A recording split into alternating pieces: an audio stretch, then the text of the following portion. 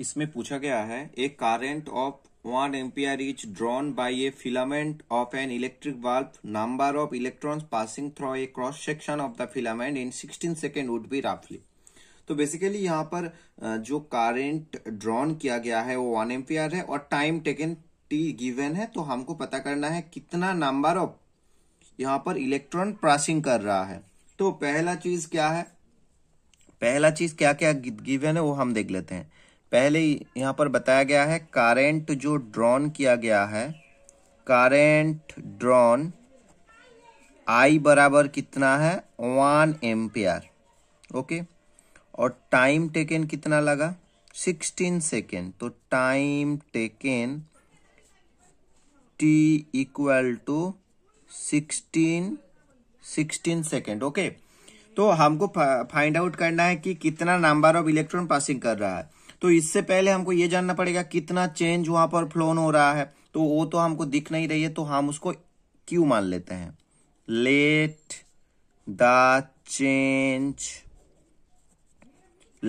The change flown equal to Q। Okay, तो change जो flown हो रहा है उसको हमने Q मान लिया। अब हमको पता है जो I होता है, I बराबर क्या हो जाता है, करंट बराबर जितना चेंज फ्लोन कर रहा है डिवाइडेड जितना टाइम लग रहा है। ओके, तो I बराबर क्या हो जाता है Q अपन T हो जाता है। तो हमको तो Q पता है, तो मैं लिख सकता हूं Q इक्वल टू IT। तो इसका मतलब Q बराबर कितना हो जाएगा 1 मल्टीप्लाई 16 मतलब 16 कूलम। तो 16 कूलम क्या आ गया हमारे पास, यहां पर 16 कूलम जो है जितना Q है वो आ गया। अभी देखो इलेक्ट्रॉन की बात किया गया है, तो 1 इलेक्ट्रॉन में कितना चार्ज रहता है, चार्ज ऑन 1 इलेक्ट्रॉन। तो 1 इलेक्ट्रॉन पे चार्ज कितना रहता है 1.6 into 10 to the power minus 19 coulomb. Okay, तो इसका मतलब हम ये बता सकते हैं कि 1.6 into 10 to the power minus 90 coulomb मतलब इक्वल टू कितना हो रहा है 1 इलेक्ट्रॉन हो रहा है। एम आई राइट? बेसिकली इसको अगर हम ऐसे लिख सकते हैं ना कि 1.6 into 10 to the power minus 19 coulomb equal to 1 electrons. Charge on 1 electron इतना होता है ना, तो इसका मतलब 1 कूलम इक्वल टू कितना होगा, डिवाइडेड हो जाएगा 1 divided 1.6 into 10 to the power minus 19 electrons. Okay, तो इसका मतलब इसको हम ऐसे लिख सकते हैं 1 कूलम, अगर मैं 10 टू द पावर 19 को ऊपर में ले जाऊंगा तो पॉजिटिव 10 टू द पावर 19 और नीचे में हो जाएगा 1.6 इलेक्ट्रॉन्स।